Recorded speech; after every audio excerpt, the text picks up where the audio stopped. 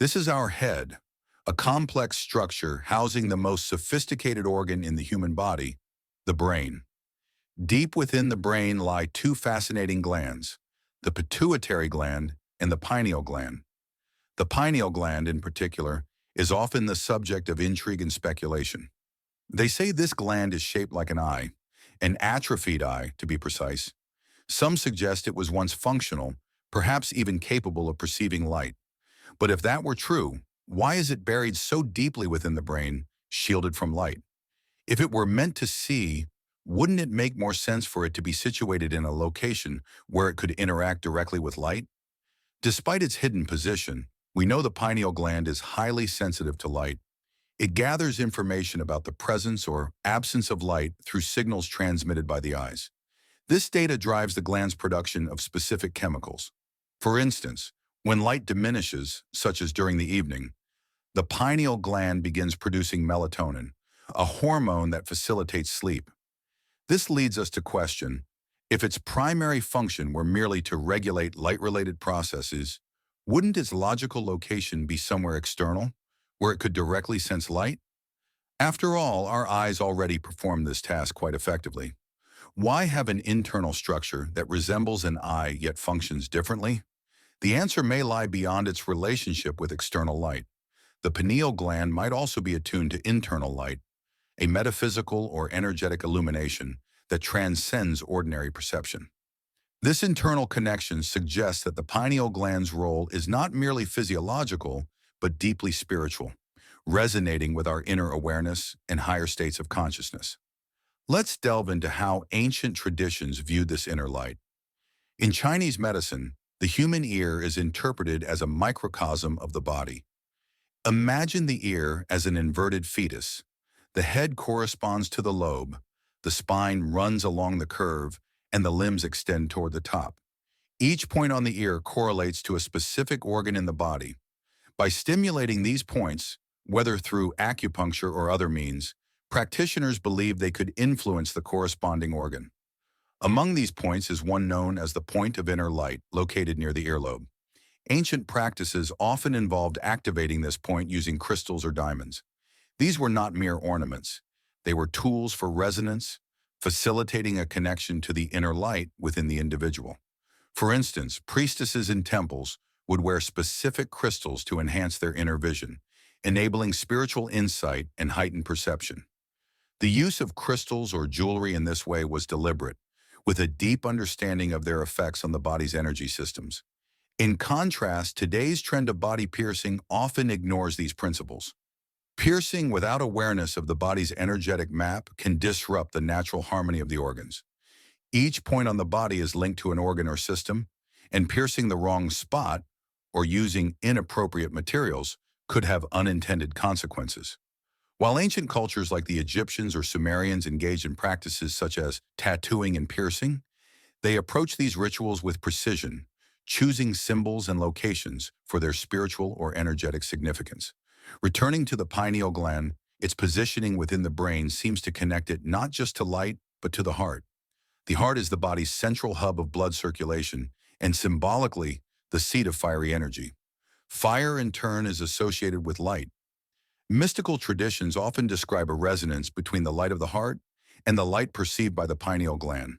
This interplay creates an illumination that bridges the physical and spiritual realms.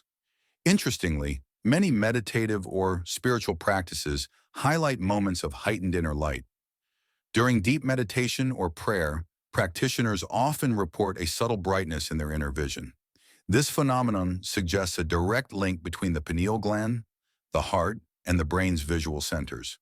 Together, these create a harmonious connection between the external light we perceive and the internal light we generate. Now let's consider the broader implications of how we perceive reality. To experience the world around us, our senses must be functioning. These senses, sight, sound, touch, taste, and smell, gather information and relay it to the brain, where it is processed into what we perceive as reality. However, the rhythms that govern our bodily functions, such as the heartbeat and breathing, operate independently of our conscious awareness. These rhythms originate from a universal source, beyond the scope of our perceived reality.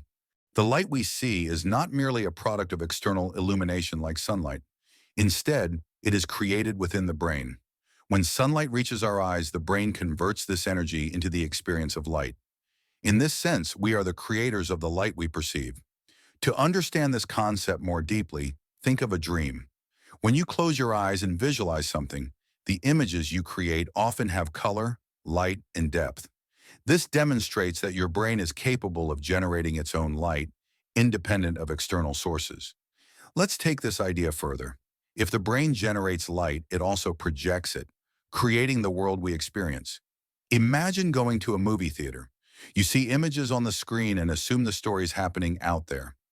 But the truth is that the film exists within the projector, and the light from the projector creates the illusion of an external reality. Similarly, your brain acts as the projector, and the reality you perceive is the result of this projection. This process requires energy. Just like a projector can overheat after prolonged use, the brain also needs rest after sustaining the projection of reality for too long. This is why sleep is essential. During sleep, the brain recharges, allowing it to resume the demanding task of creating reality. Your senses do more than simply receive information. They also play an active role in projecting reality outward. This two-way process ensures that the reality you perceive feels external, even though it originates within you. For example, when you see an object, the light from that object is processed by your brain, which then projects the experience of the object into your perceived environment. This mechanism explains why daydreaming can be so relaxing. When external reality becomes too stressful, your brain shifts focus inward, activating its creative and restorative faculties. In this state, you temporarily step away from the external world, finding solace in the inner landscapes of your imagination. Although each individual creates their own reality, this process does not occur in isolation. Imagine multiple projectors casting images onto the same screen. Each projector contributes to the collective picture, and the resulting reality is shaped by the resonance between these projections. This resonance creates a shared experience, giving the illusion of a solid, unified reality. In the same way, your reality is influenced by the collective energies and rhythms of the universe. You are not the sole architect of your experience. Instead, you are part of a vast, interconnected system. The laws governing this system, such as the rhythms of life, exist beyond individual perception, anchoring us to a greater cosmic order. This understanding of reality aligns with mystical teachings, which often describe the material world as an illusion or projection. The true nature of existence lies beyond what we perceive. By tuning into the inner light, whether through meditation, prayer, or other spiritual practices, we can access deeper levels of awareness, bridging the gap between the physical and the metaphysical. The pineal gland, with its connection to both light and the heart, serves as a gateway to this higher understanding. It allows us to perceive not only the light of the external world, but also the inner light that illuminates our consciousness. This dual role underscores its importance as a bridge between the tangible and the intangible. In summary, the pineal gland is far more than a biological curiosity. It embodies the profound connection between light, perception, and consciousness. Through its relationship with the heart and the brain, it facilitates a dynamic interplay between external and internal realities. By understanding its role, we gain insight into the nature of reality itself, a reality that is not merely perceived but actively created by the interplay of light, rhythm, and resonance.